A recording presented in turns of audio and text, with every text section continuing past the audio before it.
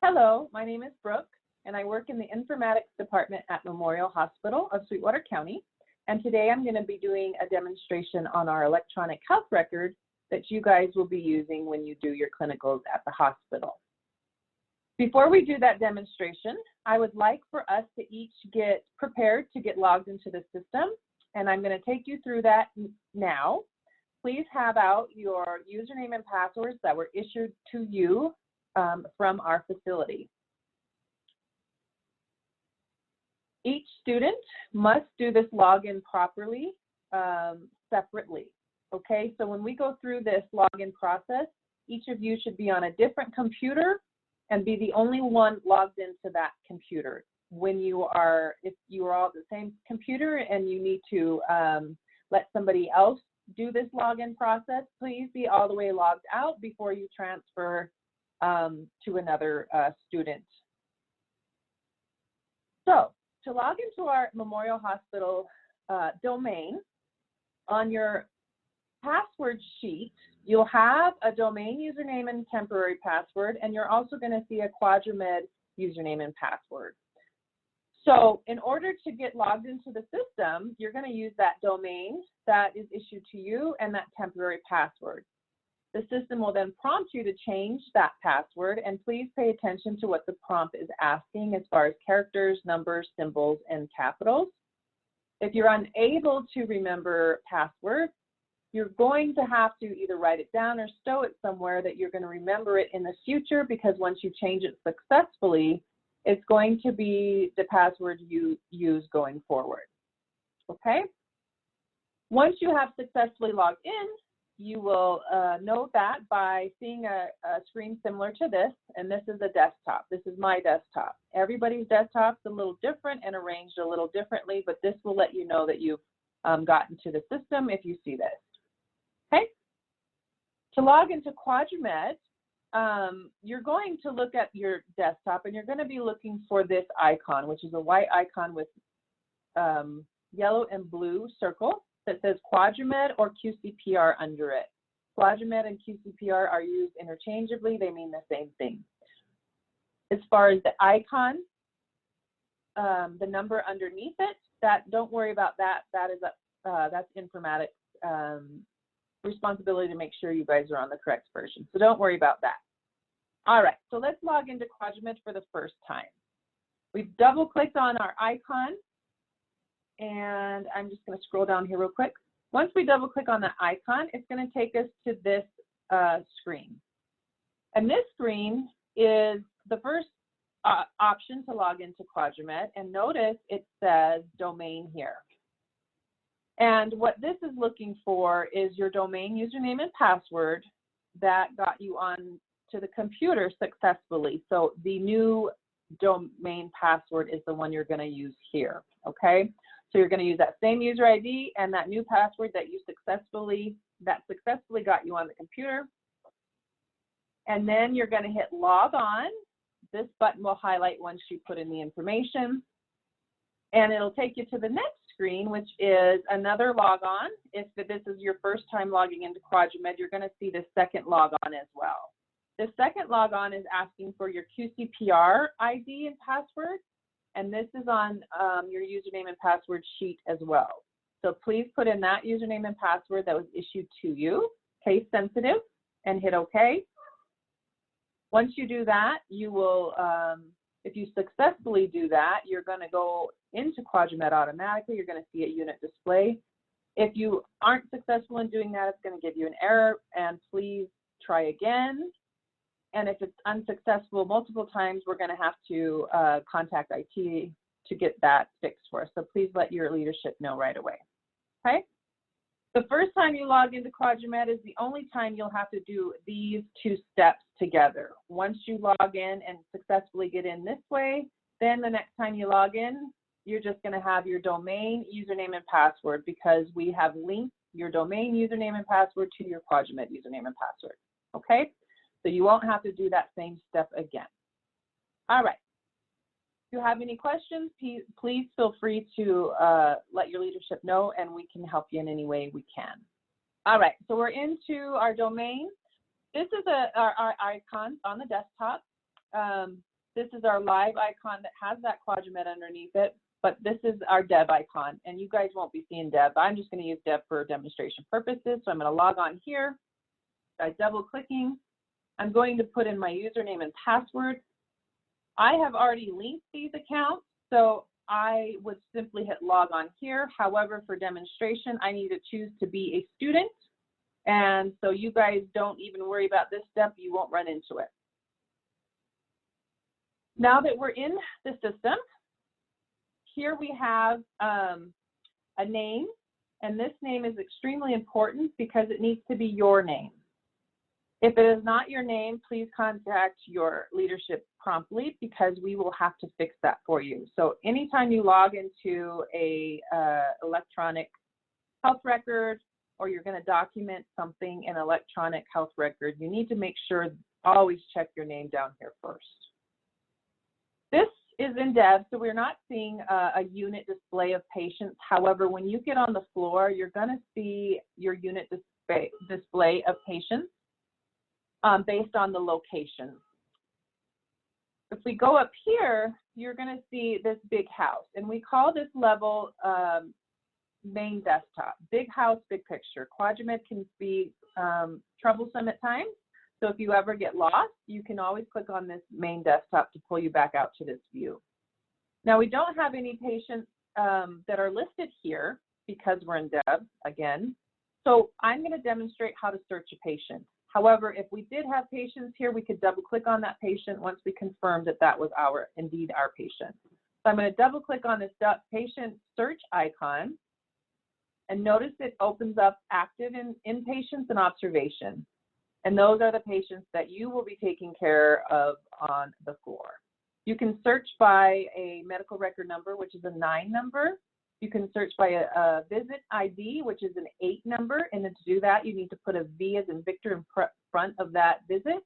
Or you can search last name, comma, first name, which we don't advise because there's a lot of Smith, Mary Smith, John Smith. You might get a extensive list of people. And so we advise you do the medical record or the visit ID. But in Deb, I'm just going to do a dash because I need to grab a patient that we have here.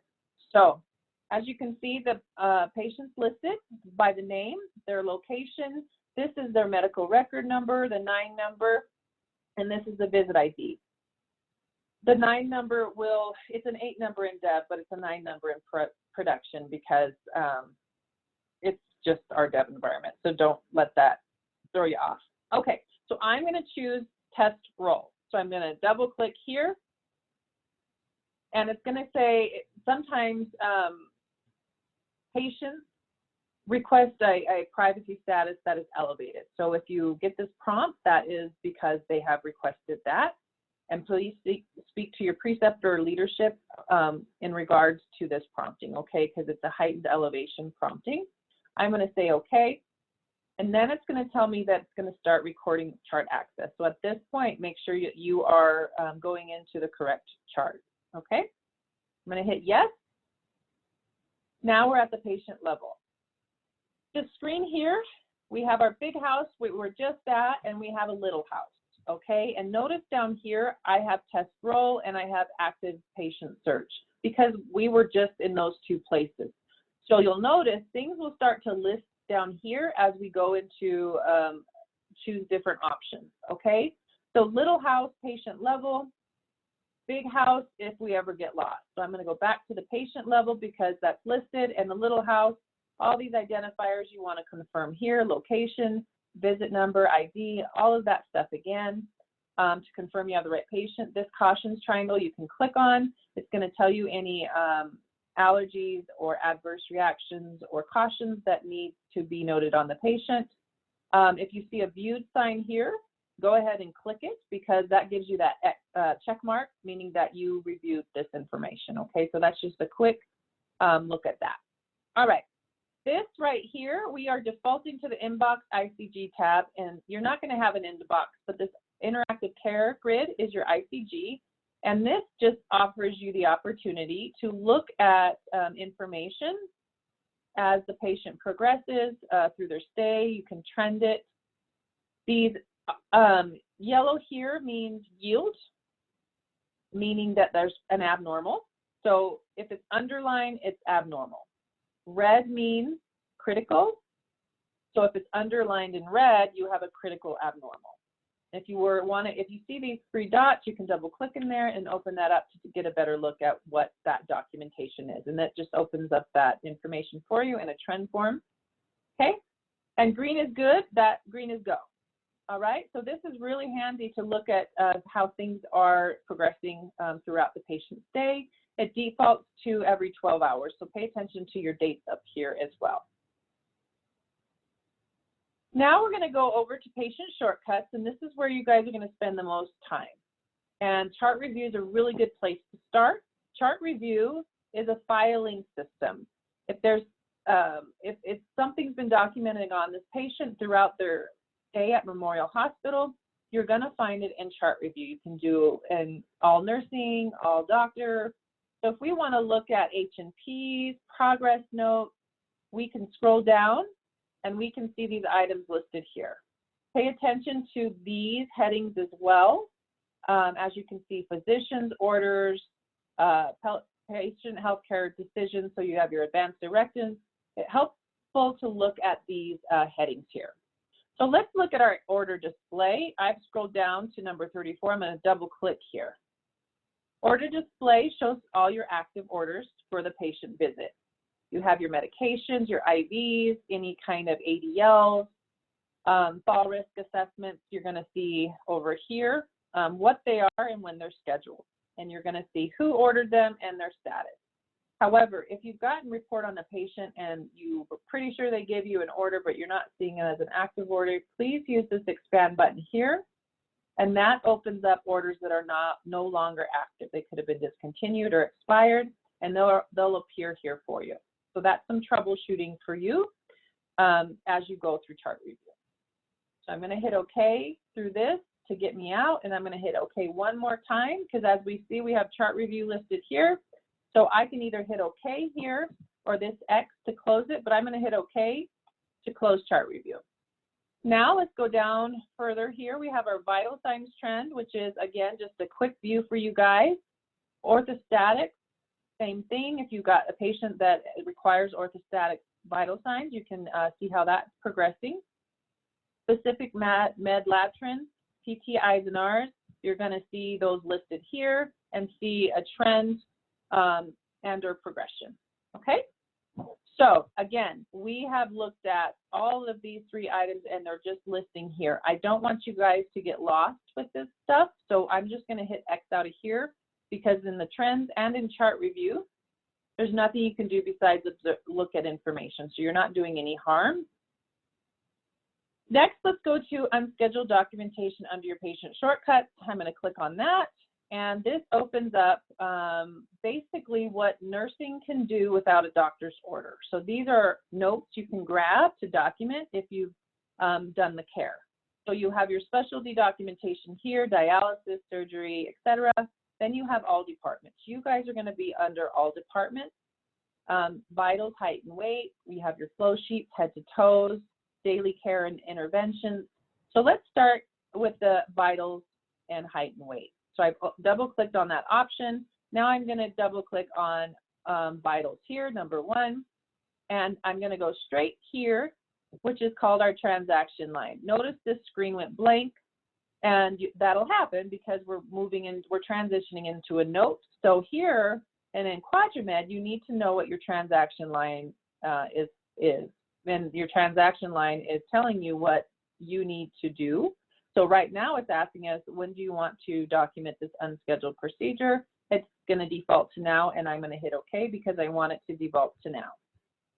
All right, now we're going into a vital signs note here. But again, I'm paying attention to my transaction line down here, even though my cursor's up here. So it's asking for the temperature. So I'm going to type in 98, and it wants Celsius or Fahrenheit. So I'm going to choose F for Fahrenheit, and then I'm going to hit Enter. And that automatically converts both of those for me. Pulse, I'm going to put 87 and enter. Respirations, I'm going to put 18 and enter. Blood pressure is asking for systolic over diastolic, so I'm going to put 123 and then put that dash. as indicated, and 123 over 83, and then I'm going to choose enter. It's gone to the next field, and as you notice, each time we hit enter, it's going to take us to the next field. If you don't want to choose enter and you're more of a mouse person, you can choose OK. Here you can also use your numerics like I've been doing to choose these options, or I can choose my mouse. So at this point, I'm going to switch to my mouse. So I'm going to say location left arm. Then I'm going to say that it was a regular adult size cuff. And then I'm going to say standing. Now, I didn't put these commas in here. The system did that for me. Every time I clicked on a new one, it gave me a comma to format that for me. And then I'm going to hit OK. All right. So now we're at 02. It's taken us to the next field. I'm going to put 98. The percent's already there, so I don't need to put that. And then we're going to go into our delivery, 02 delivery. This time I'm going to use my keyboard instead of my mouse. So I'm going to say we did use some liters because we used 2 liters. So, but it doesn't allow me to put anything there. So I'm going to choose that option. So it'll take me to the next screen so I can do that. So I'm going to put a comma, and then I'm going to put a modifier. I'm going to put 31 with. So I'm going to type in with, comma, and then nasal cannula. So I'm going to put 12. I don't need to put a comma after 12. I just need to hit enter. And it takes me to the next screen that wants to know how many liters per minute the patient was on, because I indicated that in that documentation. And it's red up here. Okay, so I'm going to put 2 here and enter. All right. Now, if I did any respiratory interventions, I could place those here. I can also free text that here. So if you see an option of free text, you're welcome to use that option. If you don't see a free text option, then you can't just start typing, which is what free text means. Basically, I can say testing, 1, 2, 3, and that's my free text. Okay, enter. I hit enter there. Now in Quadramed, if you don't get to this accept button or accept as partial, nothing happens. So if I were to just walk away from this note or continue editing, it would put me back in the note, but I would lose the note if I X'd out at this point. So always make sure you get to an accept or accept as partial. These bolded fields here are required, and if you see any in the documentation bolded, that means they're required. So if you can't get to accept, or you can't get to accept as partial, you might be missing a required field. So I'm going to hit OK here and accept. All right. All right. Now that made that documentation go away. Okay. And to see that documentation and see how it looks, we could look in chart review because we just did it. And you guys are going to see unverified here, but this is the documentation that we just did. Okay. So if you want to make sure your documentation is there, feel free to look in chart review. All right. Now let's do an unscheduled procedure, another one unscheduled. I click there and I'm going to do a head to toe. You guys are going to be doing a lot of head to toes, and you're going to be grabbing them from unscheduled. So I'm going to choose an adult head to toe. The date and time is asking, is it now that you want to do this documentation? But I did this head to toe about 30 minutes ago. So reading my prompt, I need to enter the date and time it was done. So I'm going to say 9/2/2020 because that's the date. And then I'm going to say 0900 because that's the time.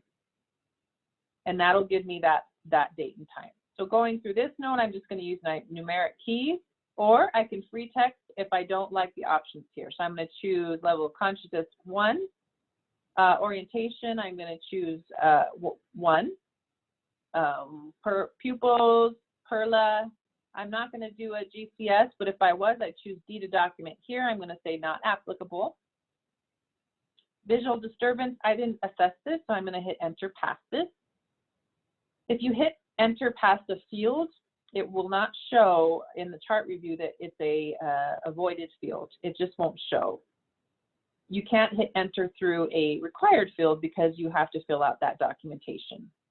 Auditory, he has difficulty hearing, so I'm going to choose 1, but I'm going to put a modifier of 20, which is and. So I'm going to put 1, 20, and vertigo. So I'm going to say 1, 20, 4. Difficulty hearing and vertigo. enter. Motor response, purposeful movement, I'm going to put 1. I didn't do assess the reflexes, so I'm going to hit enter through this. Able to swallow, I assess that. I'm going to choose number 1. Let's do the speech. If there was no abnormalities, you could simply put that there, but I'm going to choose D to document because that's what my transaction line is asking. D to document the speech or none. Ability, I'm going to say attempts but is unable to speak, number 1, enter. No voice change, pattern, no deficit, number 1, and enter. And that shows you that documentation there. Okay, so I'm going to hit OK. It's asking me if I want to do another speech. Nope, I already did it. I'm going to hit OK. And now we can see what we just documented from our level of consciousness to our speech. However, we just got a call light and we need to go attend to our patient. So in order to get to an accept or accept as partial, I need to hit OK in order to get to those buttons. Notice here, the first time I hit OK, it took me to this next screen, which says add screens, marks for cues, result, review, result. You're never going to be using these options, and to get past them, you just hit OK again. So I'm going to hit OK again, and then I'm going to accept as partial. Up here, it shows you all the other stuff that we still need to document that we haven't finished, but I don't want to lose this, so I'm going to accept as partial. I'm going to save that documentation, and then to get to my patient, I can't leave this up. It's a HIPAA violation. I could lose this information, so I'm going to log off. And you log off always up here, and then you go attend to your patient. Let's say that we just did that. I'm going to log back in to Quadramed.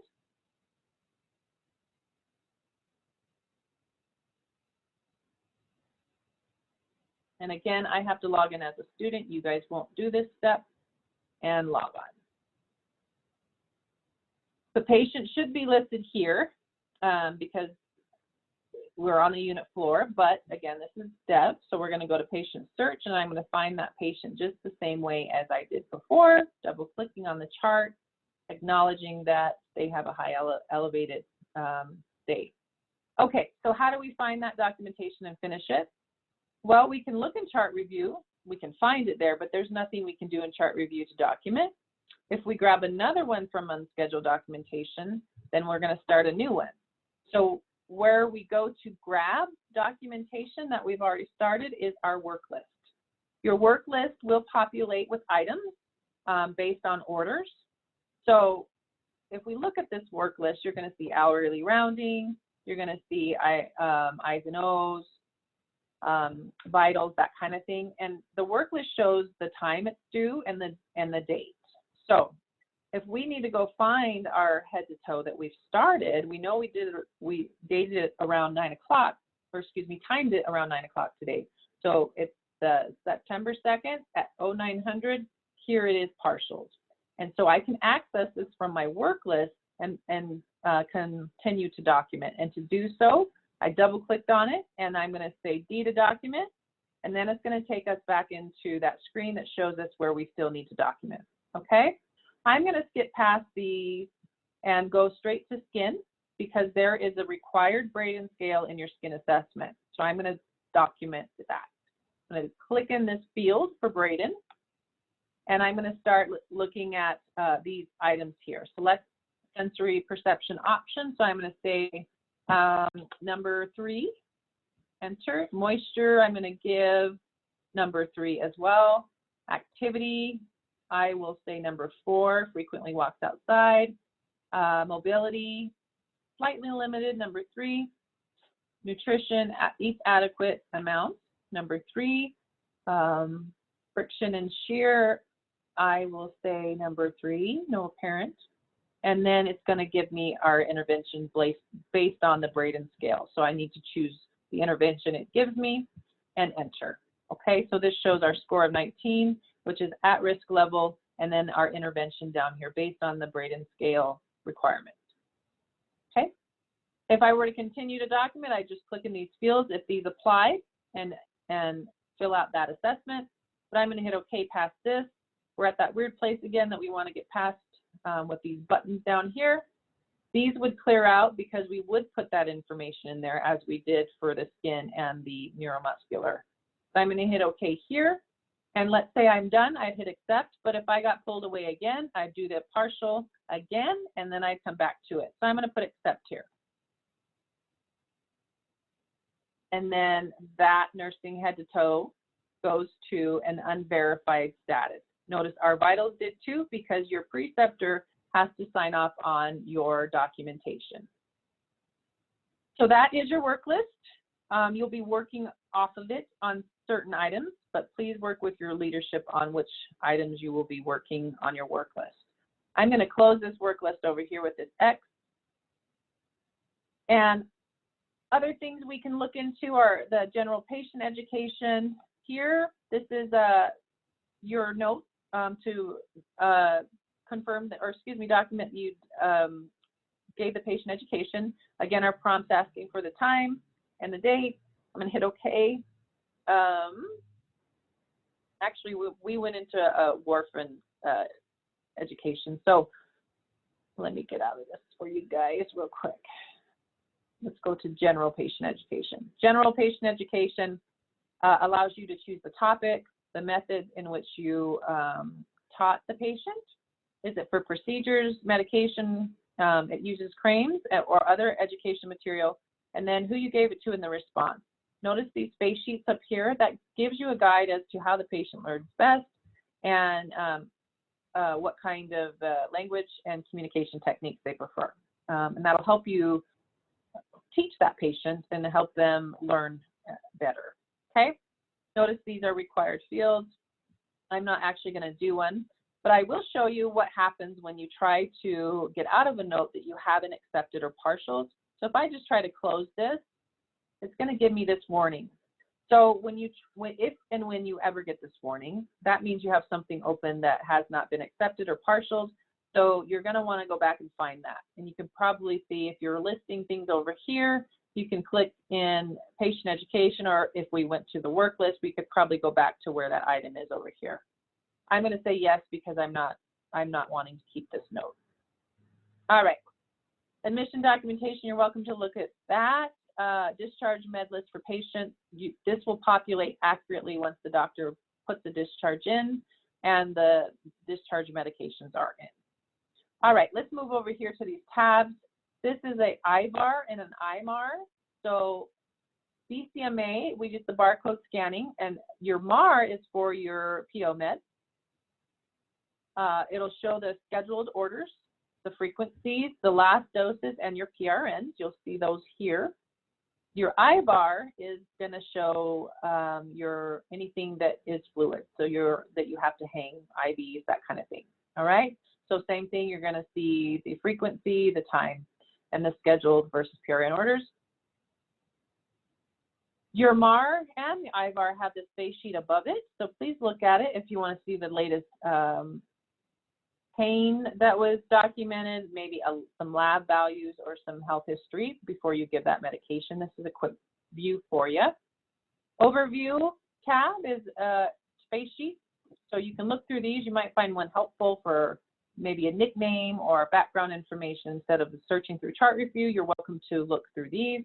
Order display, this is the same thing I showed you in the beginning in chart review. Make sure you use your expand button if needed. Growth charts, 24-hour chart checks, feel free to look through those to observe, just look at overview of information. So we've gone over the main desktop, which will show you your unit display of patients. You're welcome to access them here. We've showed you how to do patient search and get to the patient. This small house will show you that this is the patient level. We've gone over your ICG, chart review, your trends here, if you want to take a look at those. Lots of time and unscheduled documentation that you'll be spending, work list. Make sure you get with your preceptor on that one. Do your education, take credit for that note and that education. Your IVAR and IMAR, or your IVAR and MAR, you're going to be learning more on the floor as you give your medications. Okay, so to close out of this patient's chart, I'm going to hit X up here, and then I go back to my big house. We've done this search, intranet. This icon here will take you to our MHSC intranet, so you can look at the resources we offer, Lippincott, there's policy stat, that kind of thing, if you want to take a look. Midas you won't be using, calculator you probably won't be using, websites, this is a link into Lippincott, CDC, and UpToDate. So feel free to utilize that if needed. And again, before I close, you're always going to make sure this is who you are down here. If not, you're going to let your leadership know and they can contact us. Log off, same way every time using this log off key. You don't want to get frozen in your documentation or lose your documentation or violate a HIPAA. So please log off appropriately. You will all have our information in informatics and IT should you run into conflicts. But we look forward to having you, and I hope this was helpful to help you navigate through our system and have a wonderful clinical. Thank you.